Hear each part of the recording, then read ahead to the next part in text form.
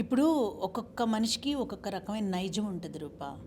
ఇప్పుడు మనం పుట్టినప్పుడు నుంచి పెరిగే వరకు మార్పులు ఎలా వస్తాయి అంటే, మనం పెరుగుతున్న వాతావరణం, మనం the way we're dealing our life, living our life, మన చుట్టూతో ఉన్న అట్మాస్ఫియర్ని బట్టి మనం దాన్ని కస్టమైజ్ చేసుకుంటూ ముందుకెళ్తూ ఉంటాం. That's life. సో ఆ ప్రాసెస్లో ఎస్పెషలీ నాకు it's a vast thing. I want to make it short. And ఇది పెళ్ళి తర్వాత విషయం మాట్లాడుతున్నాను. పెళ్లి చేసుకున్న తర్వాత వైఫ్ కానీ హస్బెండ్ కానీ భార్య మీద కానీ భర్త మీద కానీ అనుమానం పెంచుకున్నారనుకో రూపా, వాళ్ళ క్యారెక్టర్ మీద. ఇప్పుడు నా వైఫ్ 10 మందితో మాట్లాడుతుంది అంటే ఆ 10 మందితో ఏదో ఉంది ఆ మనిషికి అని అనుకోవటం, వైస్ వర్స. అట్లా ఆ థాట్ ప్రాసెస్లోకి ఎక్కువగా ఎప్పుడు వెళ్తారు అంటే, వీళ్ళిద్దరి మధ్యలో రిలేషన్షిప్ బాగోనప్పుడు జరుగుతుంది అది. ఇప్పుడు సే ఫర్ ఎన్ ఎగ్జాంపుల్, ఒక కపుల్ ఉన్నారు, వాళ్ళిద్దరి మధ్యలో ఏదైనా కారణాల వల్ల, వాళ్ళు పెళ్ళైన తర్వాత రకరకాల కారణాలు, ఫ్యామిలీలో అత్తగారి వల్ల, మామగారి వల్ల, ఫినాన్సెస్ వల్ల, లేకపోతే వీళ్ళిద్దరి మధ్యలో physical relation, emotional relationship balance చేసుకోలేకపోవడం, ఏదైనా కారణం అవని వీళ్ళిద్దరి మధ్యలో సరిగ్గా లేదు, but still they are in a relationship అని పెట్టుకో. దానివల్ల ఆ ఒక స్పౌజ్లో ఒకరికి ఏంటంటే, వీళ్ళు ఎవరితో మాట్లాడినా వాళ్ళంటే ఇష్టమేమో, అందుకే నేనంటే ఇష్టం లేదేమో అని అనుకునే వాళ్ళు కొందరు మూర్ఖులు ఉంటారు. మూర్ఖులు is the right word I want to use. ఎందుకంటే ఒక చిన్న థిన్ లైన్ ఏంటంటే రూపా, మీ ఇద్దరి మధ్య రిలేషన్షిప్ బాగోలేదు అంటే అది బాగోలేదు, అక్కడితో ఆగిపోవాలి. ఇది బాగోకపోవటానికి కారణం వేరే ఎవరో ఉండటం వల్ల కాదు అన్న బేసిక్ కామన్ సెన్స్ ఉండాలి, తెచ్చుకోవాలి. తెచ్చుకుంటే ఈ రిలేషన్షిప్ ఇంకా మెస్ అవ్వదు. ఈ రిలేషన్షిప్ కరెక్ట్ చేసుకోవటానికి అదొక అవకాశం. ఏంటంటే, do not link it with her or his relationship with outsiders, because this is damaged here.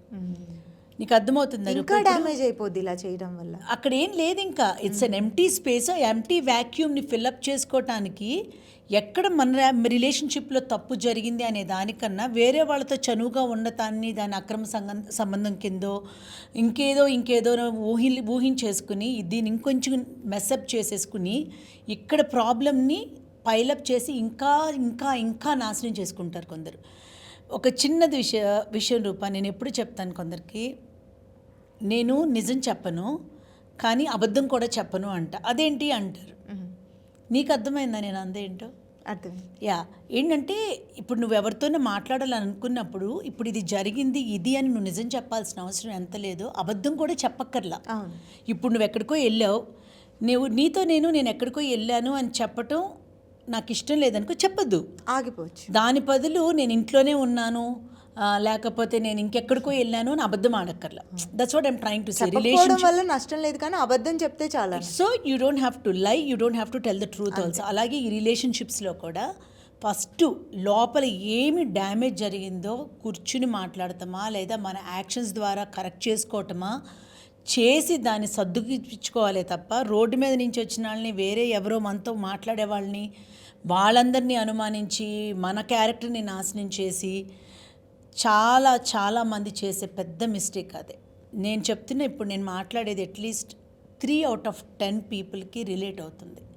So I really wish people understand this is not how you deal a marriage.